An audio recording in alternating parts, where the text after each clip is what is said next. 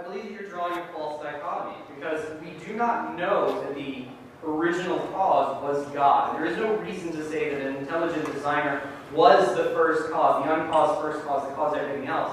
I do not have the training or expertise to refute such science, and in fact, I accept your conclusion that the Big Bang had a beginning and space, time, and matter came into existence from a point of origin. But we do not know that this point of origin is God. Calling it God is to make a false assumption. Another reason for the existence of everything might simply be that other dimensions have the power and the marvelousness and complexity to create a situation where where the Big Bang could be brought into existence and space, time, and matter could begin to exist without an intelligent designer having a hand. Well, Carter, what you just described there is what we would call God.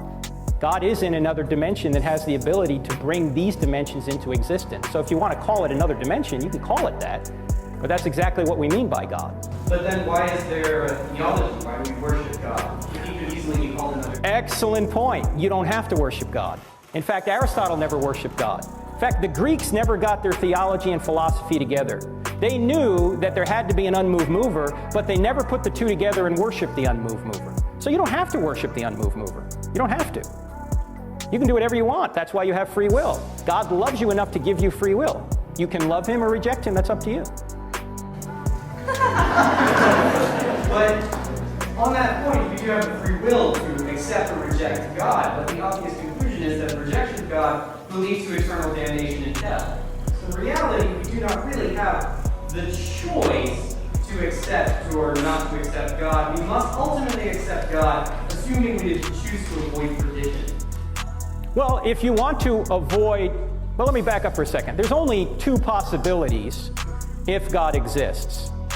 In eternity, you're going to be with him or you're not going to be with him, right? That's logically the only two options. If you want to be with him, you will seek him out and be with him. If you don't want to be with him, God will not force you into his presence against your will. In fact, let me make the objection stronger than what you're making it. You're very polite, but I debated an atheist who was a little bit more direct. And let me tell you, this man he's a good man. I like him. His name is Eddie Tabash. He's an attorney from Beverly Hills. We debated at University of Michigan a number of months ago.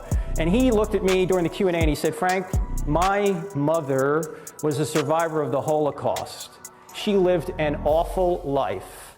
Somebody presented her with the gospel and she rejected it. Is she in hell right now?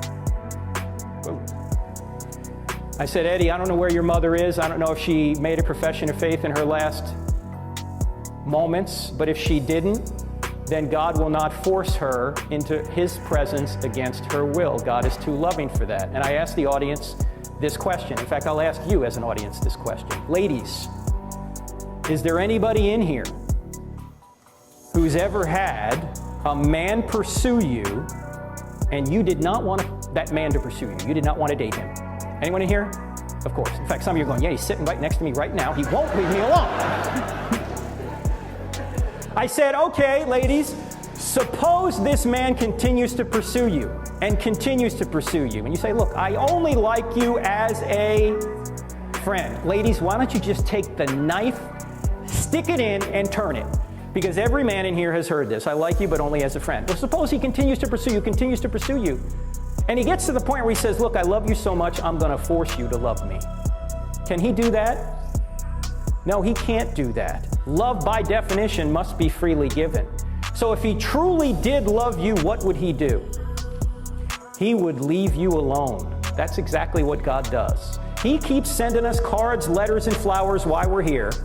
And if we keep rejecting him, he gives us up to our own desires. And that ultimately what hell is. Hell is separation from God. So you're free in hell. You can continue to reject God in hell, but you're confined to hell. In fact, hell is a quarantine of evil.